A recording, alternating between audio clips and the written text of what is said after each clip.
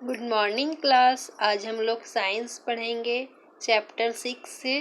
Chapter का नाम है मानव शरीर, मतलब ह्यूमन बॉडी।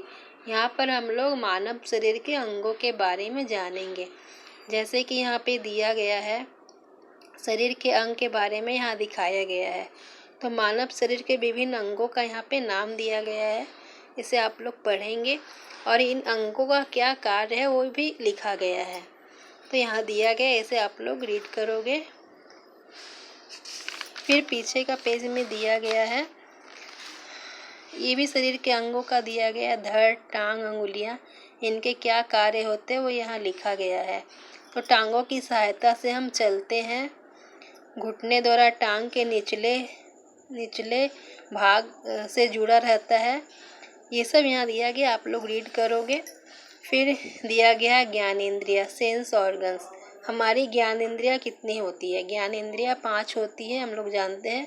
कौन कौन से हैं? आँख, कान, नाक, जीवा, ये सब ज्ञानेंद्रियाँ हैं। इनके क्या कार्य है वो यहाँ दिया गया है, वो सब आप लोग पढ़ोगे। फिर दिया गया है कर्म इंद्रियाँ। यहाँ पे कर्म इंद्रिय के बारे में भी दिया गया। कर्म इंद्रियाँ होती हैं 2 बाहें, 2 टांगे, मुंह, मल त्याग करने का अंग, मूत्र त्याग करने का अंग। ये 5 इंद्रियाँ कर्म इंद्रियाँ हैं। कर्म इंद्रियाँ का मतलब जिनसे हम लोग कार्य करते हैं। तो हाथ से कार्य करते हैं, टांग से हम लोग चलते हैं, मुंह से बोलते हैं, खाना खाते हैं, और मल मूत्र त्याग करने की इंद्रियाँ, ये सब कर्म इंद्रियाँ हैं। इसके कार्य यहाँ दिया गया, आप लोग पढ़ेंगे। फिर यहाँ दिया गया शरीर तंत्र, बॉडी सिस्टम। शरीर में कितने सिस्टम्स होती हैं वो सब यहाँ पे दिखाया गया है। जैसे कि है पाचन तंत्र। पाचन तंत्र का कार्य है भोजन को पचाने तथा अवशिष्ट पदार्थों को अलग करना।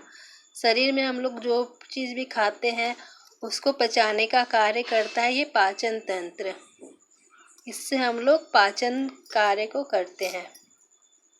फिर दिया गया श्वसन तंत्र। इसमें हम लोग सांस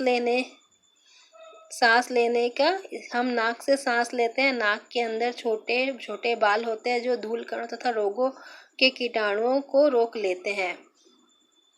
इस तंत्र के द्वारा हम लोग सांस लेते हैं। इस प्रकार श्वसन प्रक्रिया का संचालन तंत्र करता है। यह तंत्र से संचालन होता है श्वसन का।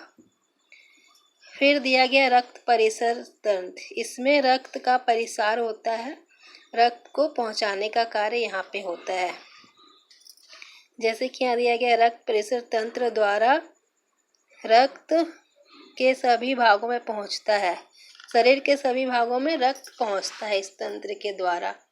और फेफड़ों में भी यह शुद्ध रक्त को से फेफड़ों से होते हुए शुद्ध होकर पुनः धमनियों में पहुंचता है। अशुद्ध रक्त के गुर्दे तथा फेफड़े साफ करते हैं। ये अशुद्ध रक्त को शुद्ध रक्त बना देते हैं फेफड़ों द्वारा और धमनियों में पहुंचाता है। फिर दिया गया उत्सर्जन तंत्र। इस तंत्र के द्वारा उत्सर्जन तंत्र का कार्य शरीर के अपशिष्ट पदार्थों को बाहर करना है।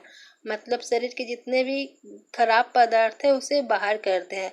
जैसे कि मल मूत्र का त्याग करना, यह शरीर से बाहर निकालने का कार्य उत्सर्जन तंत्र करता है। फिर दिया गया है कंकाल तंत्र। इसमें 206 हड्डियां होती हैं जो जुड़ी रहती हैं और यह शरीर को आकार प्रदान करती है तथा इससे हड्डियों से बने ढांचे के कारण ही हम सीधा खड़ा रहते हैं। इस तंत्र के कारण ही हम लोग सीधा खड़ा रहते हैं। फिर दिया गया है मांसपेशीय तंत्र। इस तंत्र में भी लगभग 600 मांसपेशियां होती हैं।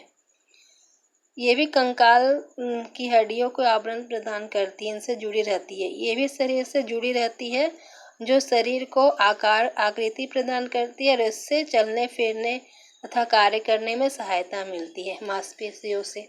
फिर दिया गया तंत्रिका तंत्र। इस तंत्र का सर्वाधिक महत्वपूर्ण तंत्र है।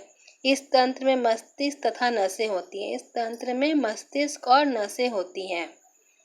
तथा इनके कार्यों पर नियंत्रण रहता है। नसों का जाल पूरे शरीर में फैला हुआ होता है। ये नसें दो प्रकार की होती हैं। यहाँ आप लोग देखेंगे। फिर दिया गया है जनन तंत्र। संतान उत्पन्न करने का कार्य जिन अंगों द्वारा होता है उन्हें जनन तंत्र कहते हैं।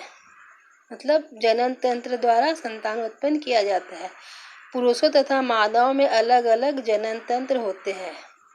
पुरुषों और मादाओं में अलग अलग ये तंत्र होती है।